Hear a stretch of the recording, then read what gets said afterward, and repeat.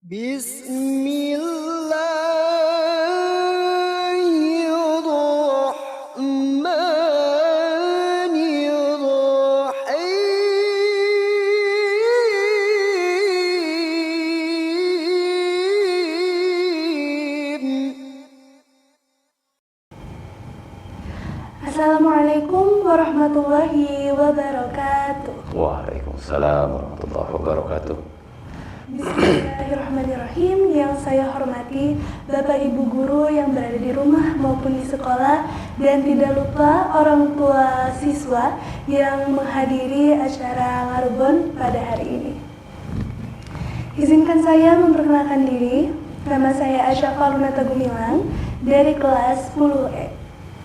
Pertama-tama marilah kita panjatkan puji serta syukur kepada Allah Subhanahu wa Ta'ala, karena berkat rahmat, hidayah, dan inayahnya kita semua bisa berkumpul di acara Ngarbon hari ini. Dan tidak lupa salawat beserta salam semoga senantiasa tercurahkan kepada Nabi besar Habibana wa Nabiyana Muhammad Sallallahu alaihi wasallam beserta keluarga, para sahabat, dan kita semua sebagai umatnya yang semoga bisa mendapatkan syafaat dari beliau di yaumul akhir kelak. Amin. Amin ya rabbal alamin. Malam hari ini dalam acara Ngarbon kita akan membahas kajian tentang luhurnya akhlak Rasulullah Muhammad SAW. Masya Allah. Dan hari ini kita kedatangan Bapak Ustadz Ahmad Kurniadi. Insyaallah. Assalamualaikum Pak. Waalaikumsalam warahmatullahi wabarakatuh. Bagaimana kabar Bapak hari ini? Alhamdulillah. Baik, untuk mempersingkat waktu, monggo Bapak Ustadz Ahmad Kurniadi. Silahkan.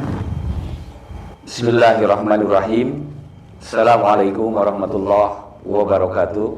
Waalaikumsalam warahmatullahi wabarakatuh. Waalaikumsalam.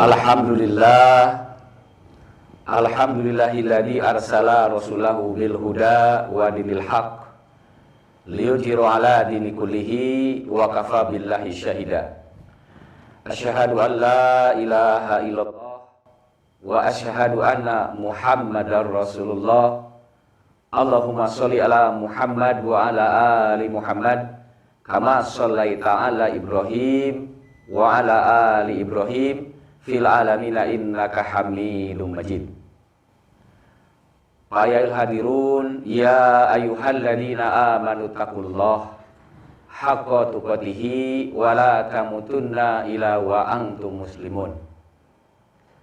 Wa qala Allahu fil Qur'anil Karim, a'udzu billahi minasy syaithanir rajim. Bismillahirrahmanirrahim. Wa ma arsalnaka illa rahmatan lil alamin. Shadaqallahul adzim. Qala Rasulullah Muhammad sallallahu alaihi wasallam, innama bu'itsu liutammima makarimal akhlak. Al-hadis. Hadirin jamaah Ngarbon rahimakumullah. Alhamdulillah senantiasa kita panjatkan puji dan syukur kita ke hadapan Allah Subhanahu wa Ta'ala. Hari ini biasa tepatnya pada tanggal 24 Rabiul Awal, mengenang bulan Komariah berkaitan dengan Rabiul Awal, tidak henti-hentinya, dan kita tidak akan pernah kemudian habis membahas berkaitan diri Rasulullah Muhammad SAW sebagai suri teladan dalam hidup kita. Salawat dan salam senantiasa terlimpah curah kepada junjungan Nabiullah Nabi Muhammad Sallallahu Alaihi Wasallam, kepada keluarga, para sahabat, para tabi'in yang sampai pada kita, yang pasti akan mengikuti jejak dan langkah Rasulullah sebagai bukti kecintaan kita kepadanya dan bukti iman kita di hadapan Allah Subhanahu wa Ta'ala. Pada malam hari ini saya atau Bapak diberikan kesempatan, bukan berarti mafhum dengan pengetahuan agama yang cukup, Tetapi ada perintah dari Allah Subhanahu wa taala dalam surat Al-Asr, bahwasanya Allah mengingatkan, A'udzubillahi minasyaitonir rajim, bismillahirrahmanirrahim. Wal 'asr, innal insana lafi khusrin illal ladzina amanu wa 'amilus sholihat wa tawassaw bil haqq wa tawassaw bis sabr. Bahwa sesungguhnya manusia itu ada dalam kerugian kecuali satu orang yang beriman dan yang saling bertausiah.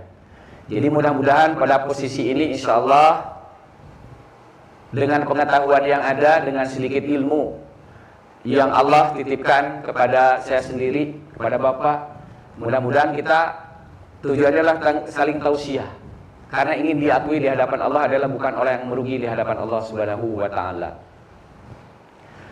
Pokok materi atau bahasan pada hari ini sebagaimana yang tadi diungkapkan berkaitan dengan pribadi Rasulullah Muhammad sallallahu alaihi wasallam. Dalam satu ayat Allah mengingatkan kepada kita dalam surat Al-Anbiya surat 21 ayat 107. A'udzubillahi minasyaitonirrajim. Bismillahirrahmanirrahim. Wa ma arsalnaka illa rahmatan lil alamin. Shadaqallahul adzim.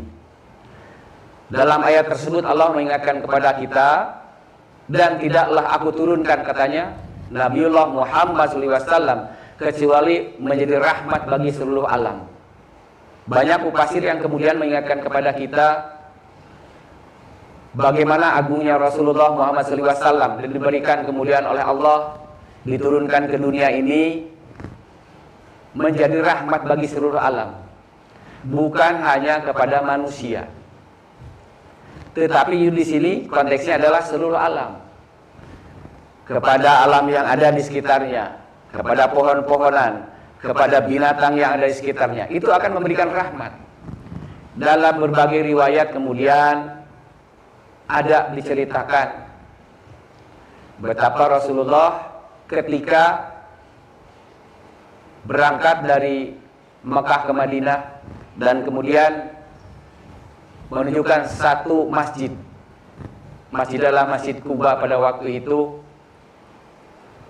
yang kemudian mengikuti apa yang kehendak dari unta yang ditumpanginya. Bahkan dalam satu riwayat dikatakan ketika unta itu tidak dipakai Rasulullah bersedih. Unta saja bersedih, tidak kemudian beribadah bersama Rasulullah SAW. Membiarkan perjalanan unta itu pada satu tempat, maka jadilah Masjid Kuba pada waktu itu. Itu binatang, apalagi manusia. Banyak para sahabat Rasulullah Muhammad SAW begitu cintanya kepada Rasulullah. Jangankan kemudian sahabat Rasulullah, musuh Rasulullah saja mereka tidak mengatakan bahwa Rasulullah itu adalah orang yang membohong. Tapi al-amin, musuh saja sedih seperti begitu. Dan itulah kenapa Allah menurunkan Rasulullah SAW. Dan Rasul bersabda dalam sebuah hadis, qala Rasulullah Muhammad SAW, innama bu'itsu liutamima makarimal akhlak.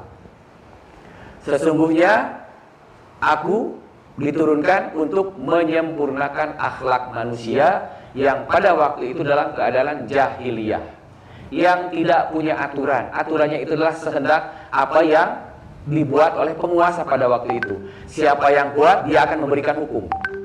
Dan itu kemudian diperintahkan oleh Allah Subhanahu wa taala untuk diubah. Bahwa hukum apa yang dilakukan oleh manusia seharusnya berdasarkan kepada apa yang diperintahkan Allah dalam Al-Quran. Kenapa demikian? Bukankah kita diciptakan oleh Allah Subhanahu wa taala?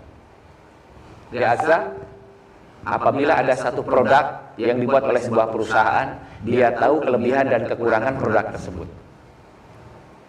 Berarti dia akan ikut kepada orang yang ketika ada seseorang membeli sebuah produk, ada sesuatu yang terjadi, dia akan bertanya siapa yang buatnya, untuk mengetahui apabila ada produk tersebut kekurangan atau sesuatu yang terjadi.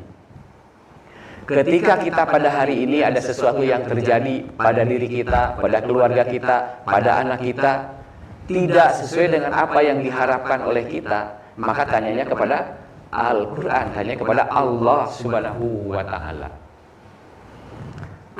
Bagaimana Rasulullah kemudian diturunkan oleh Allah Subhanahu wa ta'ala untuk kemudian rahmat bagi seluruh alam. Di dalam surat Al-Qalam, surat 68, Allah juga mengingatkan kepada kita dan menegaskan, A'udzubillahi minasyaitonirrajim, Bismillahirrahmanirrahim.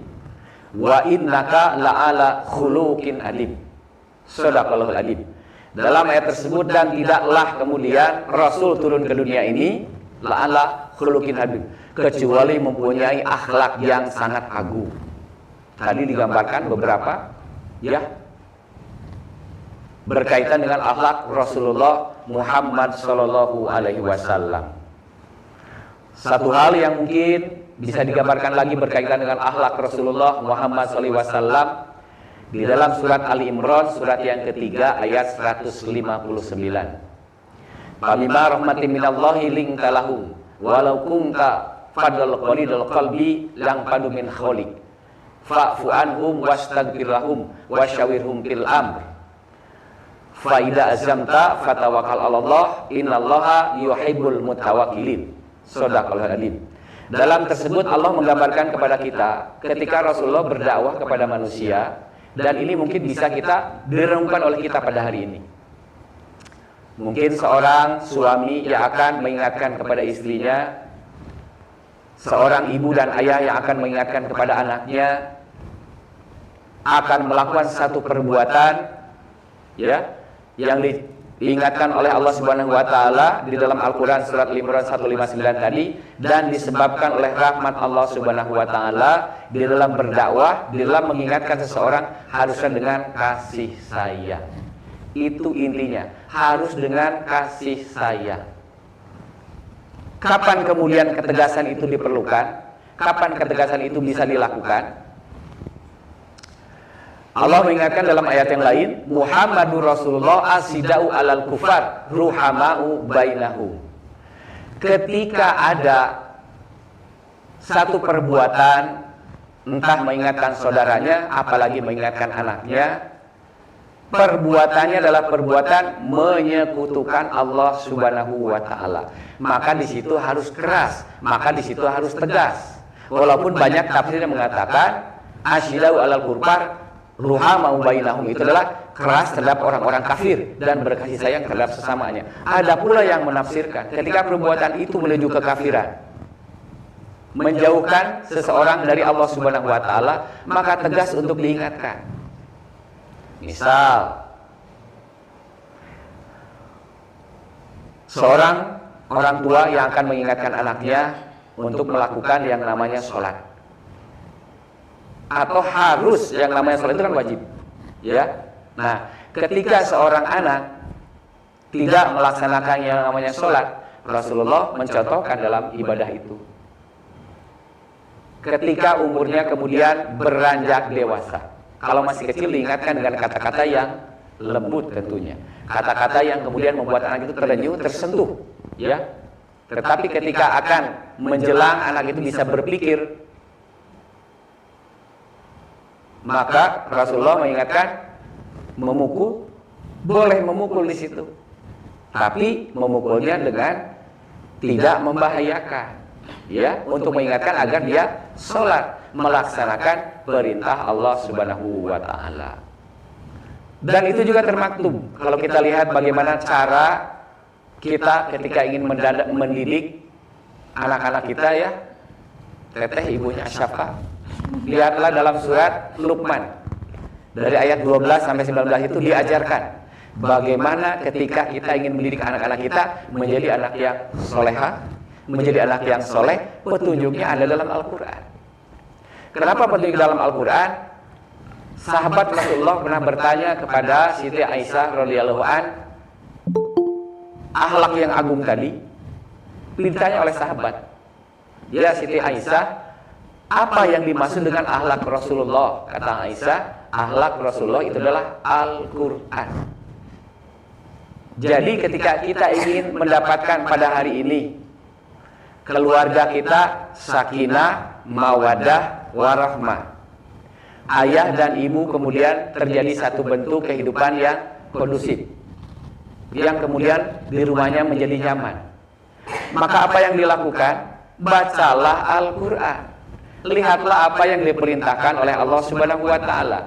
Ketika kita tidak paham apa yang dilakukan, maka tanya kepada orang yang mampu, kepada para kiai, para ulama, ustadz yang memahami bagaimana kita berperilaku.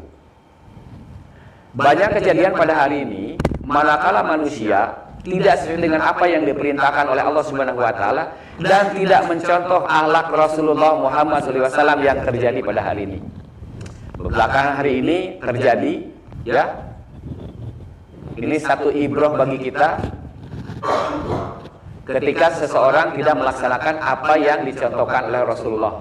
Misal, Rasulullah mencontohkan hidup yang sederhana, qanaah, menerima apa yang kemudian diberikan oleh Allah Subhanahu wa taala.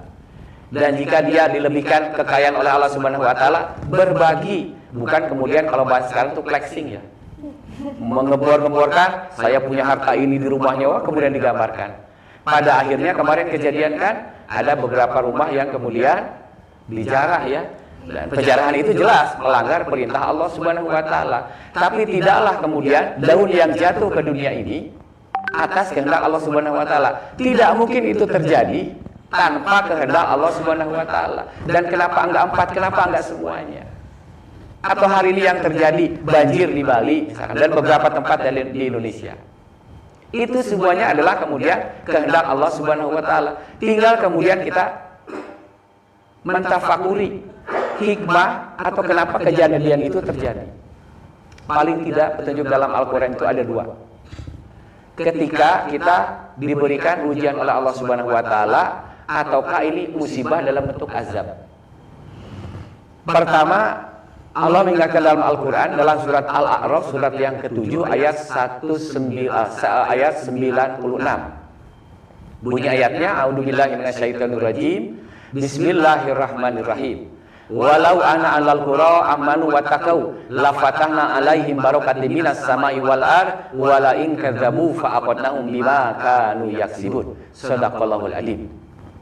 Dalam ayat tersebut di ujung ayat Allah mengingatkan kepada kita ada orang-orang yang diazab oleh Allah Subhanahu wa taala. Kenapa? Satu, dia melakukan mendustakan ayat-ayat Allah. Dan kejadian yang kedua dalam surat Al-Baqarah surat yang kedua. A'udzubillahi minasyaitonirrajim. Bismillahirrahmanirrahim. Wala nabluwanakum bisyai'im minal khawfi wal ju' wa naqsim minal amwal wal anqus was samarat wa basyiris sabirin. Kalau yang tadi diazab oleh Allah Subhanahu wa taala dikarenakan mendustakan ayat-ayat Allah. Kejadian yang kedua tidak. Suatu saat Allah akan menguji dan di ujungnya Allah mengingatkan dengan wa basyiris sabirin. Kabarkanlah berita gembira kepada orang-orang yang sabar. Di ayat sebelumnya Allah menceritakan atau Allah kemudian menggambarkan wasta'inu bisabri wassalah innallaha ma'as sabirin, dan jadikanlah sabar dan salat ya bagi orang yang beriman adalah penolongmu. Jadi sebuah kejadian bentuknya itu musibah, azab atau adalah ujian manakala di awalnya kita melihat misal nih ada seorang anak nih yang tidak mau melaksanakan sholat. Ada beberapa kemungkinan dia tidak mau sholat. Mungkin wallahu alam ya bapak ibunya tidak mencontohkan dari awal bagaimana sholat, sehingga anaknya bisa berkata, bapak ibu aja tidak sholat, bagaimana saya mau sholat? Berarti diawali dengan ketika kedua orang tuanya tidak melaksanakan perintah Allah Subhanahu wa taala, maka diingatkan dengan keras, anaknya pun tidak mau sholat. Tetapi manakala kedua orang tuanya sudah memberikan satu bentuk tuntunan agar anak-anaknya mengikuti apa yang diperintahkan oleh Allah Subhanahu wa taala, dicontohkan oleh Rasulnya, tapi diuji oleh Allah Subhanahu wa taala, ibu bapaknya adalah seorang yang rajin beribadah. Tapi kenapa ada anak yang tidak mau beribadah? Padahal sudah dicontohkan. Berarti itu ujian dari Allah Subhanahu wa taala. Jangan pun selevel manusia. Nabi saja sebagai bentuk ibrah ya. Cerita Nabi Nuh sama Nabi Lut. Ya. Jadi apabila ada sesuatu yang tidak diinginkan pada proses pertumbuhan akhlak putra-putri kita, kalau yang saya lihat di dalam Al-Quran itu yang digambarkan oleh Allah Subhanahu wa taala, diingatkan kepada kita, biasanya ada perbedaan di dalam proses pendidikan. Nabi Nuh alaihissalam, ya, anaknya tidak mau Kan'an, ikut ke dalam perahu. Kenapa? Karena istrinya tidak mau. Tidak kompak antara ibu dan ayah. Sekalipun itu levelnya Nabi, kalau kita bukan level nabinya, manusia biasa, gitu. Yang kedua Nabi Lut, ya, kan istrinya diazab dengan kaumnya. Nabi Lutnya tidak.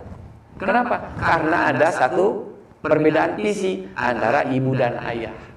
Jadi mudah-mudahan dengan kesempatan ini kita merenung pada hari ini bersama. Bukan berarti insya Allah saya yang paling benar, tidak. Bapak dan Ibu insya Allah mengingatkan saya apabila ada kata-kata tadi yang tidak sesuai, insya Allah saya sangat-sangat ingin diingatkan oleh Bapak Ibu semuanya.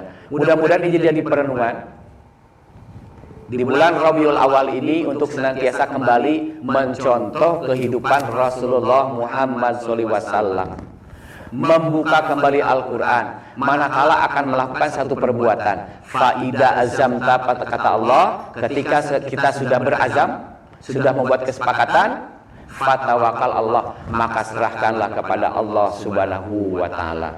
Jadi ketika kita akan berbuat azab, ini teh melanggar perintah Allah atau tidak ya? Ketika perbuatan itu akan melanggar perintah Allah Subhanahu wa taala, hati-hati. Di belakangnya Allah akan mengingatkan dengan yang keras. Bahkan di ayat tadi katanya azab dari Allah Subhanahu wa taala. Tetapi kita bismillah, ini sudah sesuai dengan perintah Allah Subhanahu wa taala. Jadinya tidak sesuai. Berarti itu Allah sedang menguji kita, keimanan kita, sehingga keimanan kita derajatnya akan meningkat di hadapan Allah Subhanahu wa taala. Mungkin itu saja yang bisa disampaikan pada kesempatan hari ini. Mudah-mudahan kita bisa merenungkan dari ayat-ayat tadi, khusus mungkin untuk Bapak sendiri, ya, mudah-mudahan bisa mengaplikasikannya dalam kehidupan sehari-hari. Assalamualaikum warahmatullahi wabarakatuh. Waalaikumsalam warahmatullahi wabarakatuh. Mangga untuk Bapak Ibu guru ataupun orang tua yang memiliki pertanyaan boleh raise hand.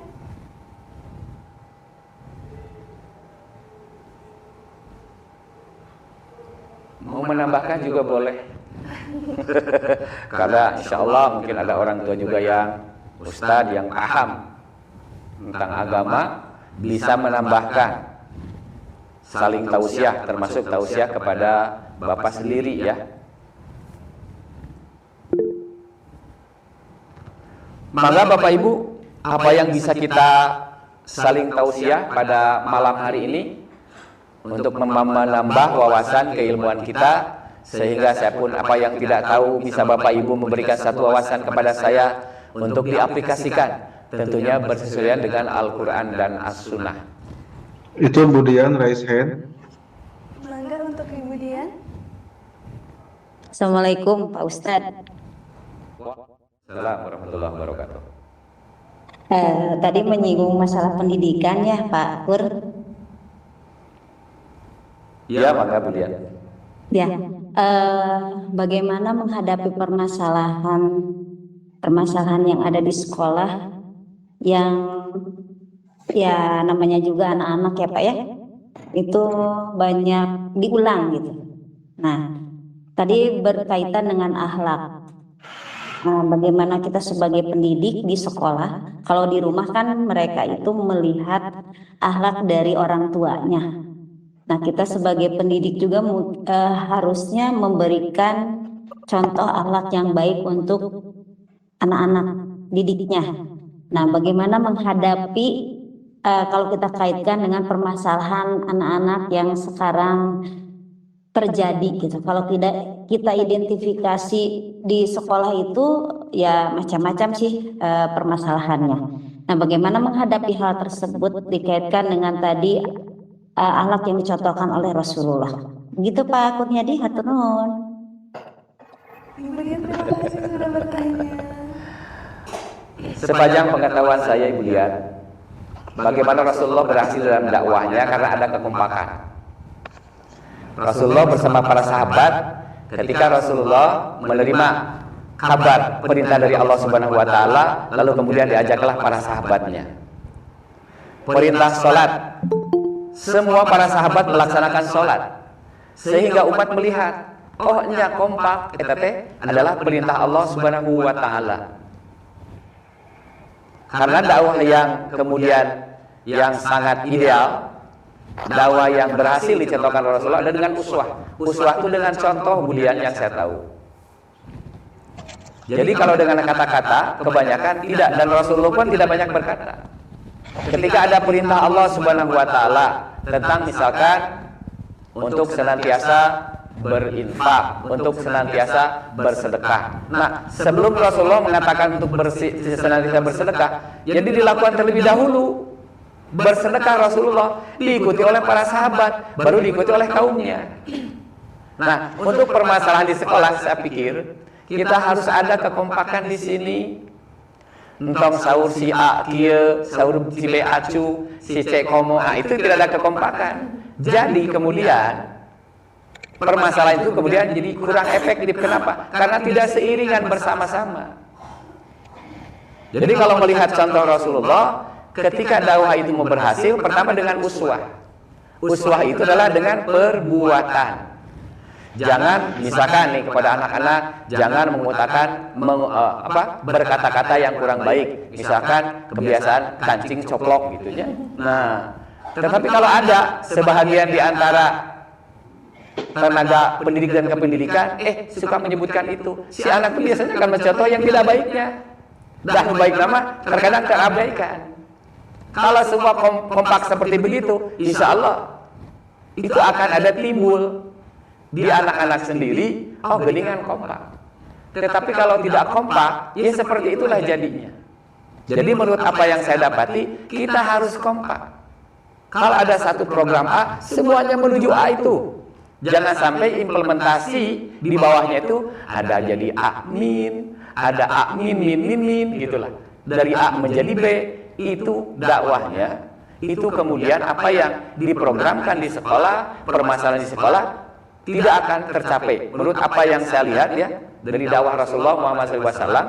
Jadi pertama kali Rasulullah itu sebelum dia mengungkapkan sesuatu hal, menjelaskan apa yang sudah dilakukan, sendiri dulu contoh Rasulullahnya, memperlihatkan kepada para sahabat. Sahabat lalu melakukan contoh itu, barulah umatnya mau. Jadi Islam sampai tersebar sampai ke Indonesia, ya itu karena memang dari asalnya Rasulullah mencontohkan seperti begitu.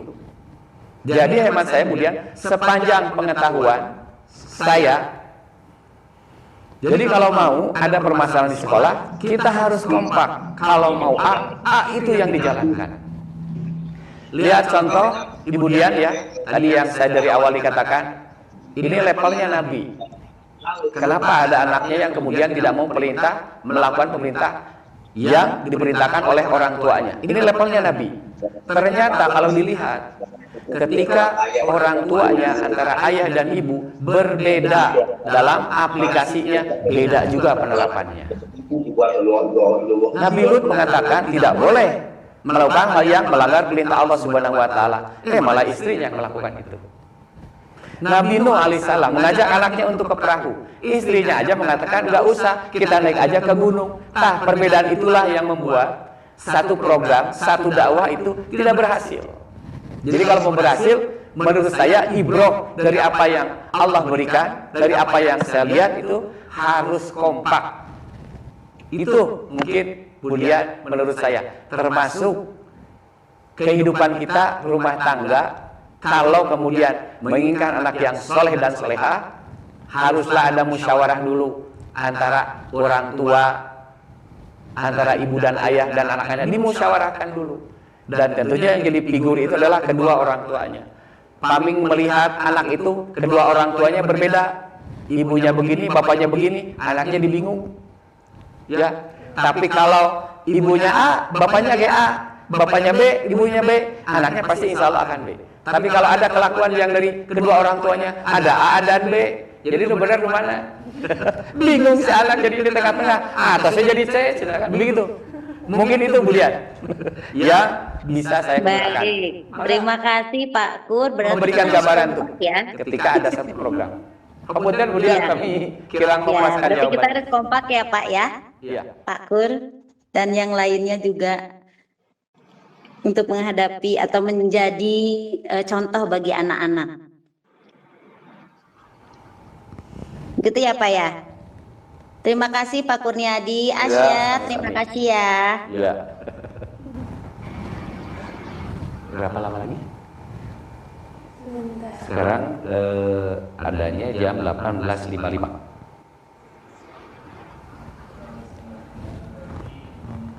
Hah? 5 menit lagi ada? Ditutup aja mungkin kita dengan doa ya. Ya, sebelumnya saya sendiri memohon maaf apabila ada kata yang kurang berkenan di Bapak dan Ibu. Kebenaran itu datang dari Allah Subhanahu wa taala dan salah itu adalah pasti dari mulut saya. Mudah-mudahan mohon dimaafkan. Baik, Masya Allah materinya hari ini sangat menarik dan juga sangat menginspirasi ya. Dan tentu saja semoga materi yang Bapak Ahmad Kurniadi disampaikan bisa kita implementasikan dan juga bisa menambah rasa cinta kita kepada Allah Subhanahu wa taala dan juga Nabi Muhammad Sallallahu alaihi wasallam. Karena sudah mengambil waktu Isya juga Bapak, mungkin kita cukupkan acara Ngarban hari ini. Terima kasih untuk Bapak Ibu guru serta orang tua murid yang sudah mengikuti rangkaian acara Ngarban kita hari ini. Mohon maaf apabila ada perkataan Asya ataupun sikap Asya yang kurang berkenan. Terima kasih. Wassalamualaikum warahmatullahi wabarakatuh. Waalaikumsalam. Terima kasih Asya. Sama-sama Ibu.